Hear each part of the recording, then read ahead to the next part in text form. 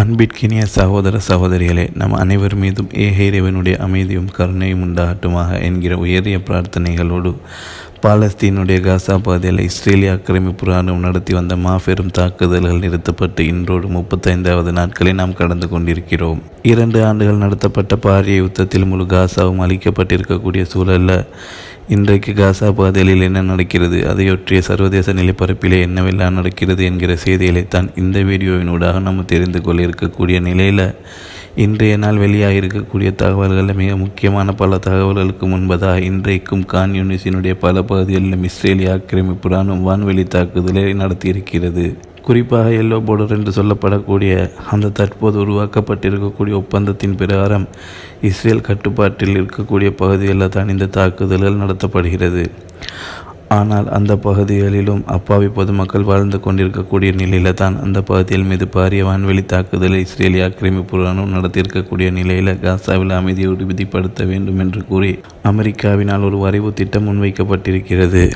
காசாவில் இந்த அடிப்படையில் தான் அமைதி பேணப்பட வேண்டும் என்று அமெரிக்கா ஒரு திட்டத்தை முன்வைத்து இதனை ஐநாவினுடைய பாதுகாப்பு கவுன்சிலுக்கும் கொடுத்திருக்கிறது. பாதுகாப்பு கவுன்சிலில் 15 உறுப்பினர்கள் இருக்கிறார்கள். அதிலே 5 பேர் வீட்டோ பவர் கொண்டவர்கள். அமெரிக்கா, பிரான்ஸ், பிரித்தானியா, சீனா, ரஷ்யா ஆகிய நாடுகள் வீட்டோ பவரை கையில் வைத்து கொண்டிருக்கின்றன. ஐநாவில் எந்த தீர்மானம் கொண்டு வரப்பட்டாலும், குறிப்பாக பாதுகாப்பு கவுன்சிலில் தீர்மானங்கள் கொண்டு வரப்படுகிற போது இந்த 5 வீட்டோ பவர் கொண்ட நாடுகளில் ஒரு நாடு ஏற்றுக்கொள்ள மறுப்பு தெரிவித்தாலும் அந்த தீர்மானம் ரத்தாகிவிடும். இது தான் வீட்டோ பவர் என்று சொல்லப்படுகிறது. வீட்டோ பவர் கொண்ட 5 நாடுகளோடு மொத்தம் 15 உறுப்பினர்கள் செக்யூரிட்டி கவுன்சில் இருக்கக்கூடிய நிலையில் தான் ஐநாவினுடைய பாதுகாப்பு கவுன்சில் அமெரிக்கா கொண்டு வந்திருக்கக்கூடிய இந்த வரைவு திட்டத்தை அனைவரும் ஏற்றுக்கொள்ள வேண்டும் என்கிற கோரிக்கை அமெரிக்கா இன்றைக்கு விடுத்திருக்கிறது. ஏன்னா காசாவினுடைய சமாதான ஒப்பந்தம் என்பது ரொம்ப பலவீனமான ஒப்பந்தமாக இருக்கிறது. எனவே அனைவரும் இதை ஏற்றுக்கொள்ளுங்கள், அப்போது தான் காசாவில் நம்ம அமைதியை நிலைநாட்ட முடியும் என்று சொல்லி அமெரிக்கா சொல்லியிருந்தாலும் இன்றைக்கு சீனாவும் ரஷ்யாவும் விடுத்திருக்கக்கூடிய அறிவிப்பில் காசாவுக்கான அமெரிக்காவினுடைய அமைதி திட்டத்தை நாங்கள் ஏற்றுக்கொள்ள மாட்டோம் என்று சொல்லியிருக்கிறார்கள். அப்படி என்றால் காசாவுடைய அமைதி திட்டம் தொடர்பான புதிய வரைவு தீர்மானத்தை ஐநாவிலே அமெரிக்கா செக்யூரிட்டி கவுன்சிலில் சமர்ப்பிக்கிற போது செக்யூரிட்டி கவுன்சிலில் சீனாவும் ரஷ்யா வீட்டோவை பயன்படுத்த இருக்கின்றன என்கிற தகவல்கள் தற்போது புரிந்து கொள்ள முடிகிறது.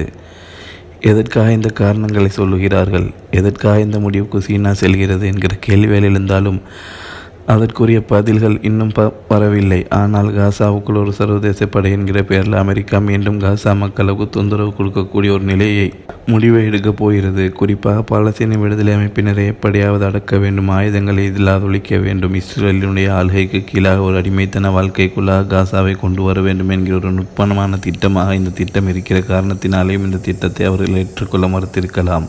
இந்த திட்டம் கண்டிப்பாக ஐநாவினுடைய பாதுகாப்பு கவுன்சிலுடைய அமைதி பெற வேண்டியிருக்கிறது.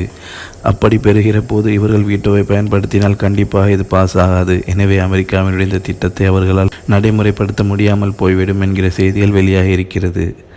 அதே நேரம் பாலஸ்தீனத்தில் செயல்பட்டு வருகிற வெஸ்ட் பேங்கில் பாலஸ்தீனம் சார்பாக செயல்பட்டு வருகிற வங்கிகள், பேங்குகளுடனான அனைத்து தொடர்புகளையும் இஸ்ரேல் துண்டிக்க இருக்கிறது என்கிற ஒரு செய்தியை விடுத்திருக்கிறார்கள். எதிர் வருகிற 6 மாதங்களுக்குள்ளாக இந்த துண்டிப்பு நிகழலாம் என்றும் இஸ்ரேல் சொல்லியிருக்கிறது. இந்த துண்டிப்பு நிகழ்ந்தால் மிகப்பெரிய ஒரு கஷ்டத்திற்கு பாலஸ்தீனம் தள்ளப்படும். ஏன்னா பாலஸ்தீன அப்பாவிகளுக்கு சுயமாக ஒரு பேங்கை இயக்க முடியாது. இஸ்ரேலுடைய பேங்கோடு இணைந்து தான் அவர்கள் இயங்கிக் கொண்டிருக்கிறார்கள். எவ்வளவு பெரிய அடிமைத்தன வேலை என்று சொல்லி பாருங்கள். இதையெல்லாம் எதிர்த்து தான் அந்த தாக்குதல்களை அவர்கள் ஆரம்பித்தார்கள் என்பதை புரிந்து கொண்டோம் என்றாலே அவர்களுடைய பகுதி எவ்வளவு நியாயமானது என்பது தெரியும். இப்படி இருக்கிற சூழலில் பாலஸ்தீனம் சார்பாக பாலஸ்தீன மக்களுடைய சொத்துக்கள் பாலஸ்தீன வங்கிகளில் 27 பில்லியனுக்கு அதிகமான பெறுமதி உடையதாக இருக்கிற போது எதிர் வருகிற 6 மாதங்களுக்குள்ளாக பாலஸ்தீன பேங்குகளுடனான அனைத்து தொடர்புகளையும் இஸ்ரேல் துண்டிக்க இருக்கிறது என்று சொல்லியிருக்கிறது. இப்படி துண்டித்தால் பாலஸ்தீனம் மிகப்பெரிய சந்திக்கும். குறிப்பாக பாலஸ்தீனத்துக்கு வருகிற கரண்ட் பவரில் 90% அதிகமான மின்சாரம் இஸ்ரேலில் இருந்து தான் பெறப்படுகிறது. எனவே இதற்கான பணங்களை செலுத்தணும்னா வங்கி தொடர்புகள் இருக்க வேண்டும்.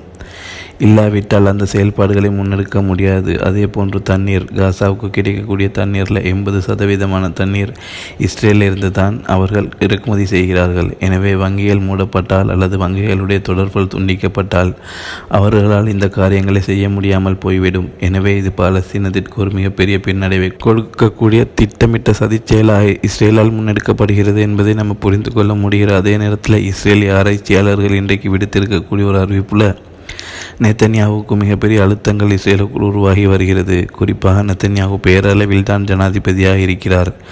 இஸ்ரேலுடைய அனைத்து தீர்மானங்களையும் அமெரிக்க அதிபர் டொனால்ட் ட்ரம்ப் தான் முன்னின்று எடுத்து வருகிறார். எனவே அமெரிக்க அதிபர் டொனால்ட் ட்ரம்பை மீறி இஸ்ரேலிய பிரதமர் பெஞ்சமின் நெத்தன்யாவுக்கு எந்தவிதமான செயல்பாடுகளை முன்னெடுக்க முடியாமல் இருக்கிறது.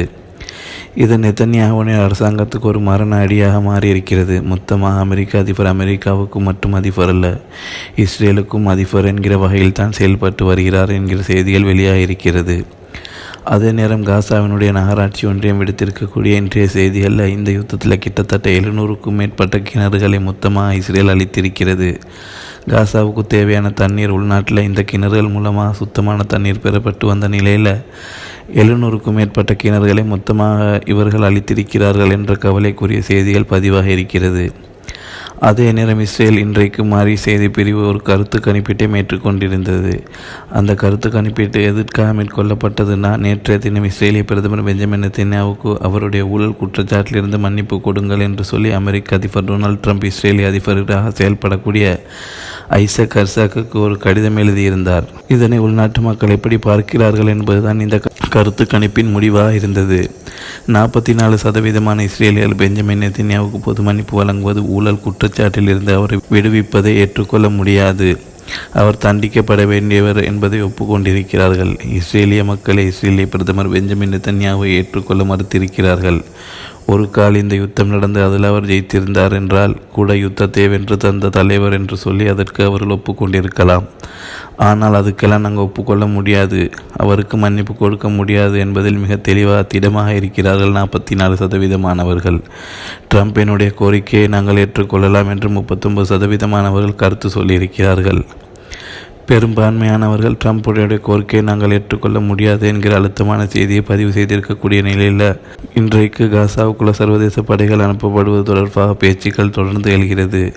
இந்த ஐநாவினுடைய பாதுகாப்பு கவுன்சிலில் கொண்டு வருகிற அமெரிக்காவினுடைய வரைவு தீர்மானத்தில் அது இருக்கக்கூடிய சந்தர்ப்பத்தில் ஐநா சார்பாக இந்த வரைவு தீர்மானம் பாஸ் பண்ணப்பட்டால் சர்வதேச படைப்பிரிவு காசாவுக்குள் அனுப்பப்படுகிற போது இந்தோனேசியாவில் இருந்து 20,000 துருப்புகளை 20,000 சோல்ஜர்ஸை நாங்கள் காசாவுக்குள் அனுப்புறதுக்கு தயாராக இருக்கிறோம்.